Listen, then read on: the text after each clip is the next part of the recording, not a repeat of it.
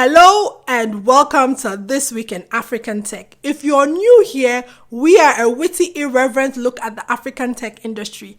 If you're not new here, you already know what we're about.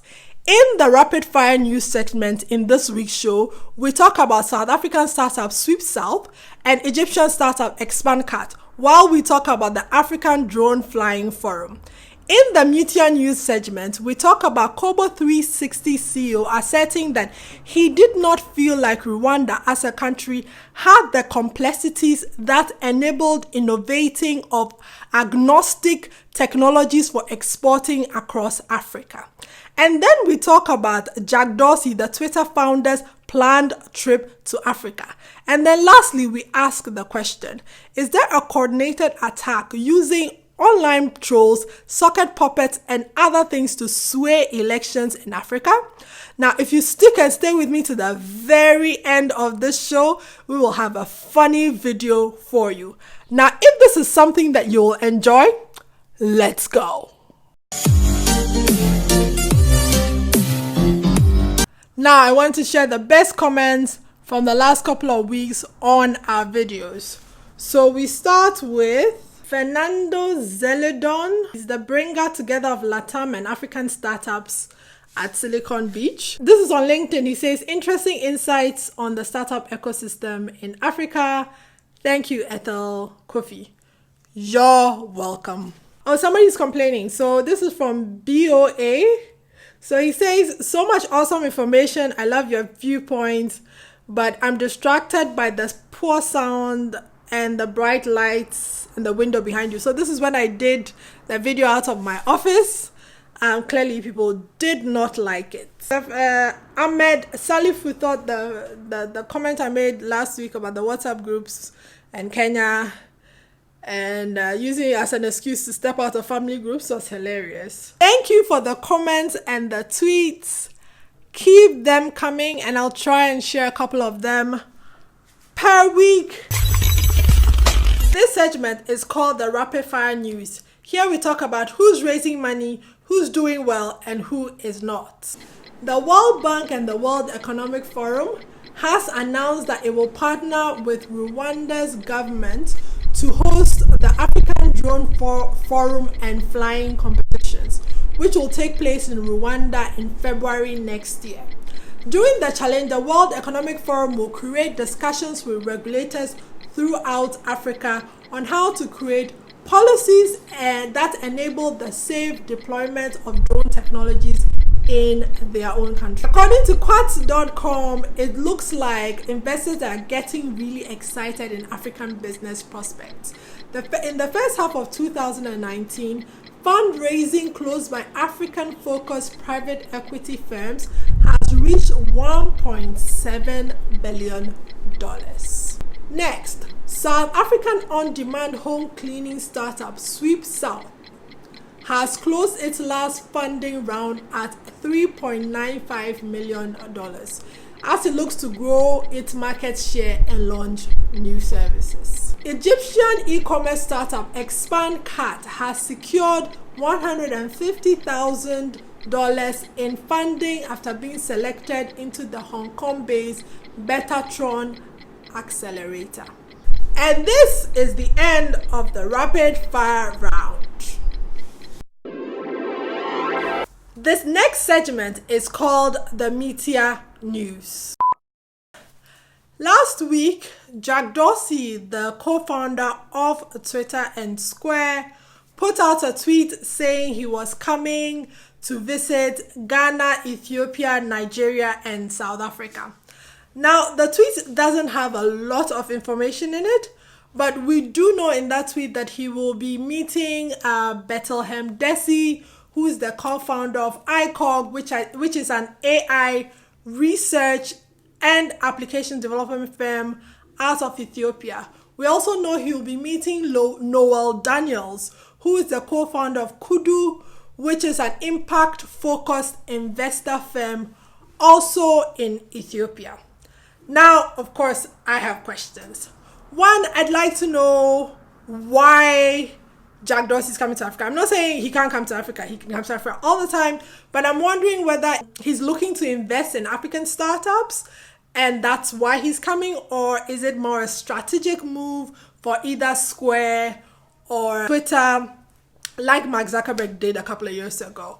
Now, I've done a little bit of research and digging and realized that ICOG and Kudu have partnered together in building a financial venture project that is looking to raise $20 million to support scalable tech startups in Africa.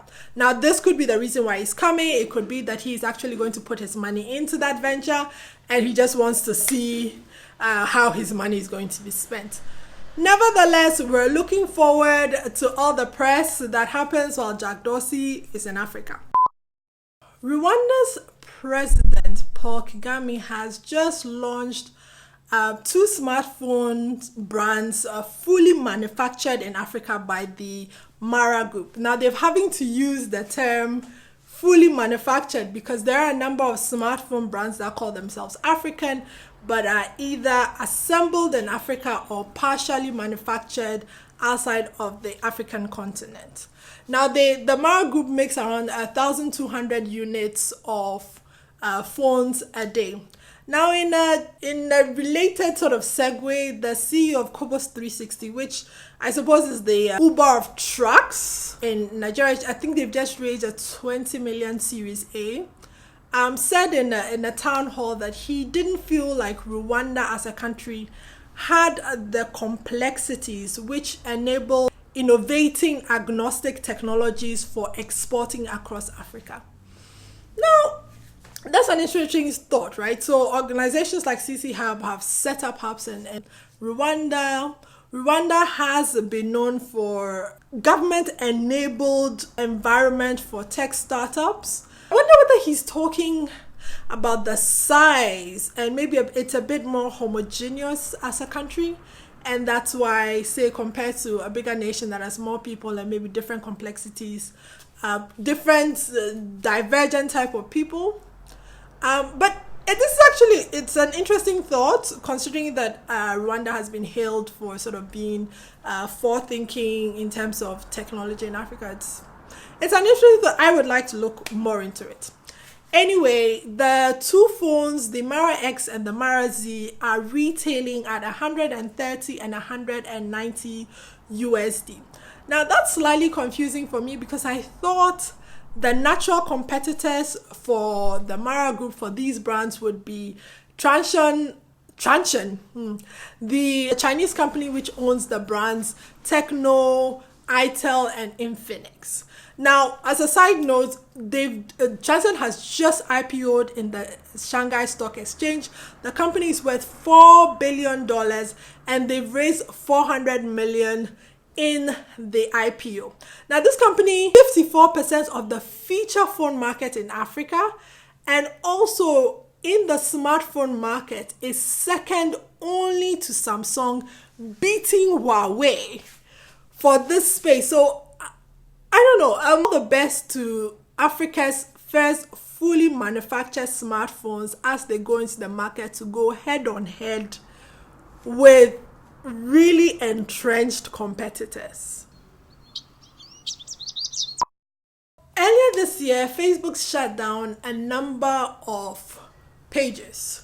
Now, Facebook said that these pages were demonstrated coordinated inauthentic behavior towards Africa. Now, these pages originated from Israel and were targeted towards Nigeria, Senegal, Togo, Angola, Niger, and Tunisia.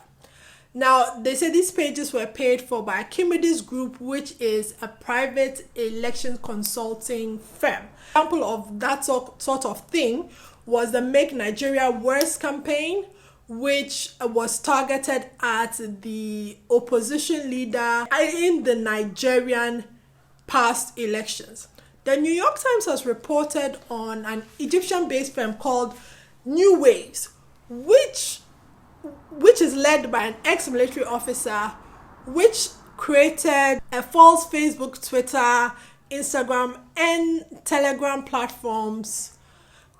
Telegram. I wonder I wonder, interesting. I wonder why they picked sort of Telegram over WhatsApp in this case. But they used, during the cartoon massacres that happened in June, they used these platforms to praise and promote Sudan. In Zimbabwe, they actually have a name which is called Varakeshi, which is Shona for destroyer. Shona is a Zimbabwean language. And it's also creating socket puppets and online trolls and misinformation using the internet to hijack opposition conversations. At least that's as is reported in the news. Now, my questions are, should electoral commissions be actively involved in dialoguing with the platforms in order to spot and at least bring down this sort of misinformation campaigns? Because the problem is that misinformation travels, and especially it's not favorable to governments. Then we begin to hear about internet shutdowns, which invariably don't work for us. The other thing is, what's the role of tech, the tech ecosystem, or tech advocacy groups and tech lobby groups in this matter? If you have any ideas for how the tech ecosystem across Africa and the tech lobby across Africa can work on it, please definitely leave me a comment. I'd like to hear it. And this is the end of This Week in African Tech. If you like what we said, if you don't like what we said, if you have any ideas, if you have thoughts, please share with us in the comments. Don't forget to like, comment, and share. And I leave you with this funny, witty video. As I promised, my name is Ethel Cofie, and I'll see you back here next week.